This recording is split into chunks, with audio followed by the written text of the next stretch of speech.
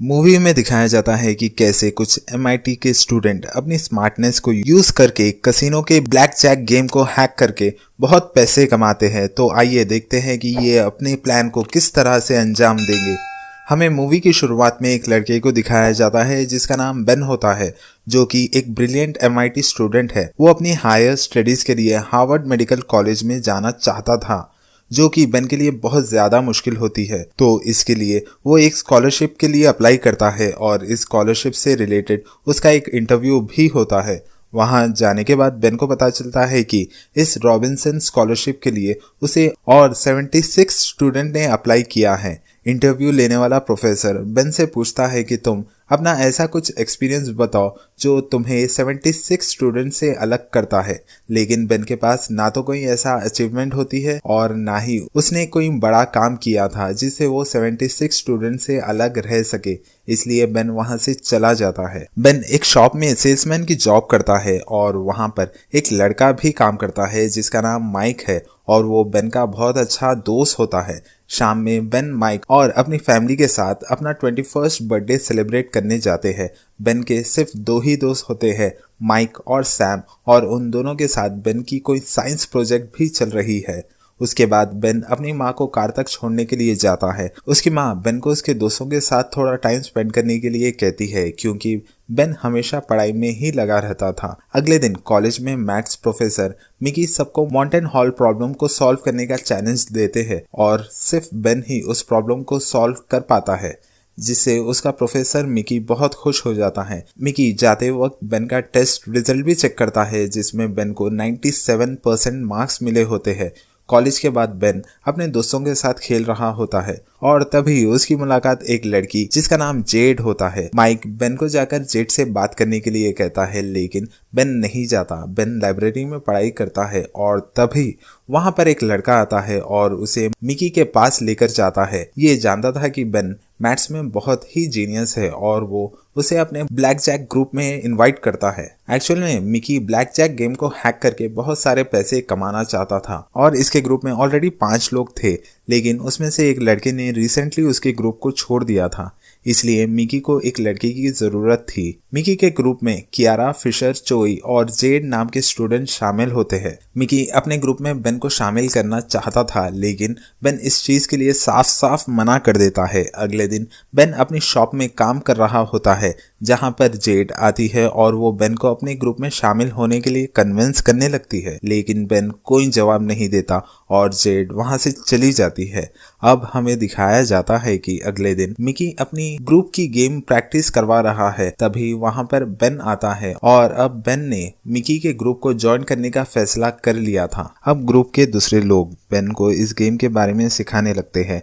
उनके हर कार्ड के लिए एक अलग कोड होता है और मिकी भी बेन को इसके लिए ट्रेन करने लगता है। मिकी का पूरा ग्रुप डिवाइड होता है जिसमें एक होते हैं स्पॉटर्स, जो कि कसिनो में अलग अलग टेबल पर बैठकर कार्ड काउंट करते हैं और उनके जीतने के चांसेस कैलकुलेट करते हैं और फिर वो प्लेयर को सिग्नल देते हैं। और प्लेयर वो होते हैं जो कि मैथ्स में बहुत अच्छे होते हैं, जिससे इनके जीतने के चांसेस और भी बढ़ जाते हैं। फिशर और बेन मिकी के ग्रुप के प्लेयर होते हैं जो दोनों ही मैथ्स में बहुत जीनियस होते हैं। बाकी ग्रुप के लोग कसिनो में अलग अलग फैल जाते हैं और वो एक दूसरे से कम्युनिकेट करने के लिए सिग्नल का इस्तेमाल करते हैं, जैसे कि अगर कोई हाथों को पीछे कर कर खो जाए तो इसका मतलब टेबल बहुत हॉट है, मतलब कि ये एक प्लेयर के लिए इनविटेशन होता है। और अगर कोई आंखों के पास खो जाए तो इसका मतलब होता है कि उन्हें बात करनी है। और अगर कोई बालों में हाथ फिराए तो इसका मतलब ये होता है कि वो इस वक्त उस कसिनो से भाग जाए। अब बेन सब कुछ सीख जाता है, लेकिन मिकी बेन का एक ट्रायल लेना चाहता था ताकि वो मालूम कर सके कि बेन ने अब तक क्या सीखा है। बेन मिकी को साफ साफ बता देता है कि सिर्फ वो $3 लाख जमा होने तक ही उसके साथ काम करेगा और माइकी भी इस बात को मान जाता है। अब ट्रायल के लिए बेन को रात में एक कसिनो में बुलाया जाता है जहां पर स्पॉटर्स अपनी जगह पर होते हैं और तभी चोई सिग्नल देकर बेन को अपनी टेबल पर बुलाता है और चोई सिग्नल के जरिए बता देता है कि उसने अब तक कितने कार्ड को काउंट किया है। अब सिर्फ बेन को आने वाले कार्ड का अंदाजा लगाकर इस गेम को जीतना होगा और बेन बहुत आसानी से इस गेम को जीत जाता है और बहुत सारे पैसे कमा लेता है।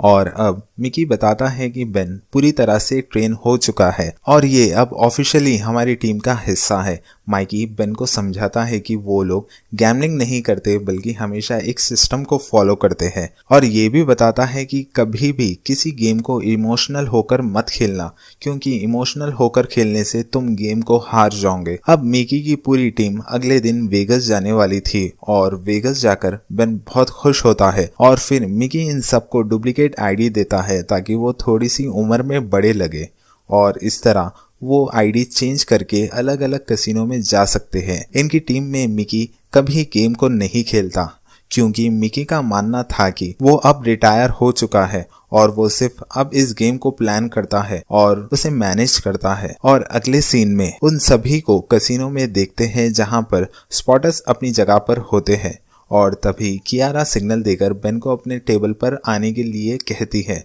और बेन जब तक टेबल पर आकर बैठता है तो कियारा सिग्नल देकर उसे कोड बता देती है, और फिर अब यहाँ से बेन का गेम शुरू हो जाता है और बेन सिस्टम को फॉलो करके बहुत सी बाजियां जीत जाता है। सुबह में जेड बेन के रूम में आती है और वहाँ पर उसकी बहुत तारीफ करती है और उसके हिस्से के पैसे भी उसे दे देती है।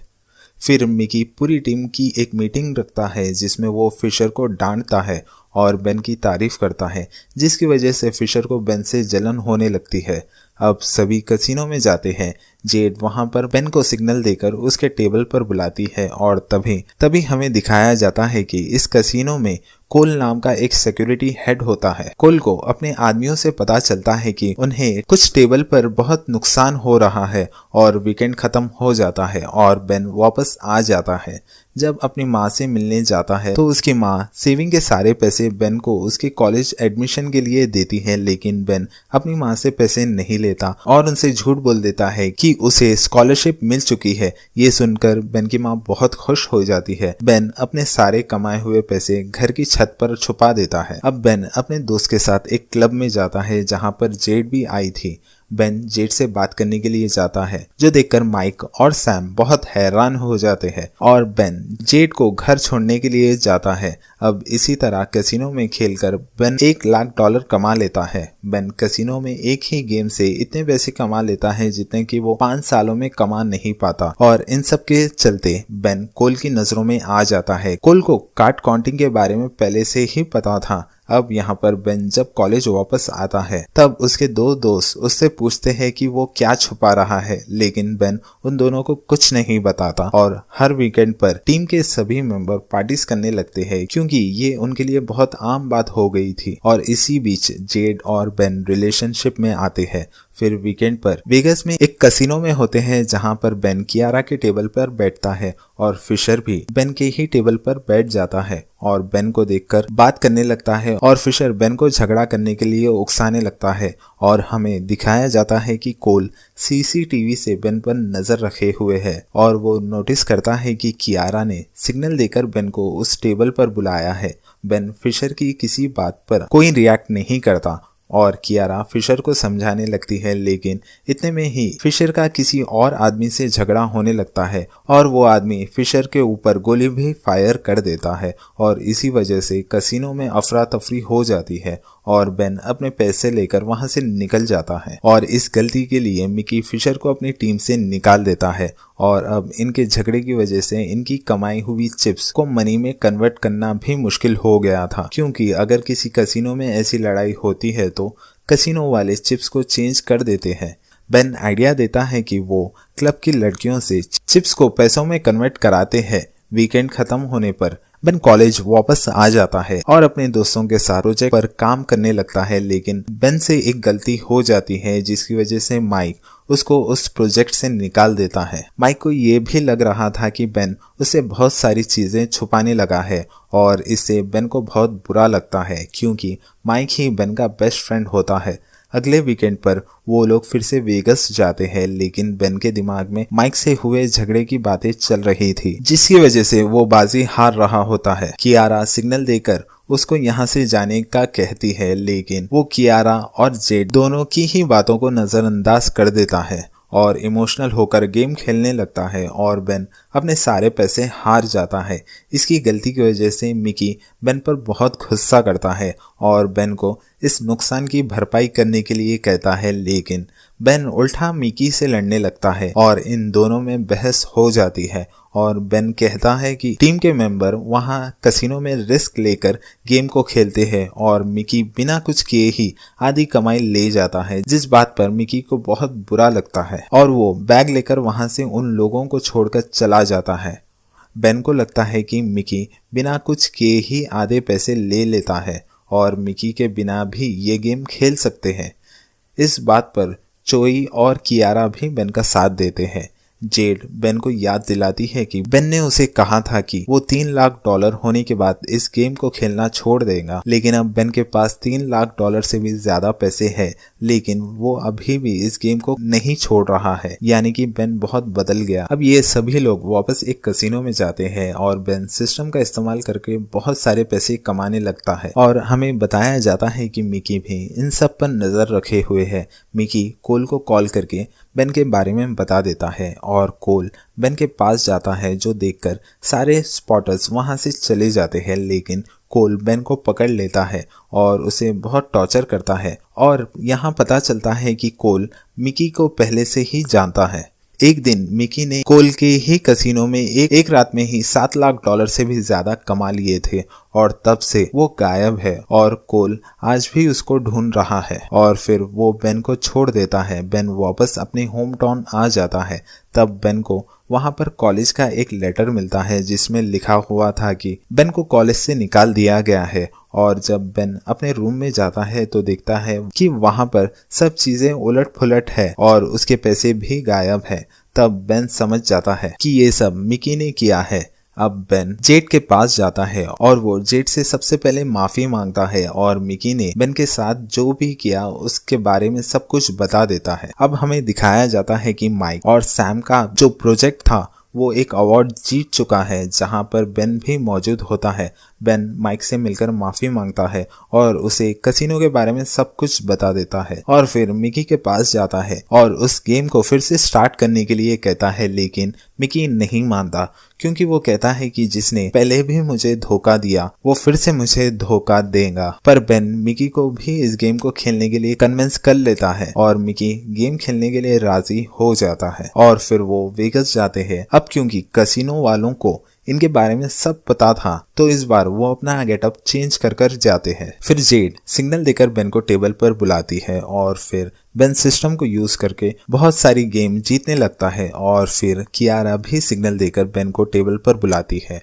और फिर बेन जाकर उस टेबल पर बैठ जाता है और तभी मिकी भी अपना भेष बदलकर उस टेबल पर आ जाता है और ये दोनों मिलकर एक ही रात में बहुत सारे पैसे कमा लेते हैं। और तभी जेड उनको कसिनो के बाहर निकलने का सिग्नल देती है क्योंकि कोल इनकी तरफ आ रहा था और वो सभी अपने अपने पैसे लेकर बाहर निकल जाते हैं और कोल भी इनका पीछा करने लगता है। अब मिकी बेन से चिप का बैग देने के लिए कहता है और बेन चिप का बैग मिकी को दे देता है। चिप्स के बैग को लेकर बाहर भाग जाता है और कार में बैठकर वहां से चला जाता है और ड्राइवर को एयरपोर्ट चलने के लिए कहता है। फिर जब मिकी बैग को खोलकर देखता है तो उसमें फेक चिप्स रखे हुए थे। अब हमें यहाँ फ्लैशबैक दिखाया जाता है जहाँ पर कोल ने बेन को पकड़ लिया था। कोल बेन को एक ऑफर देता है।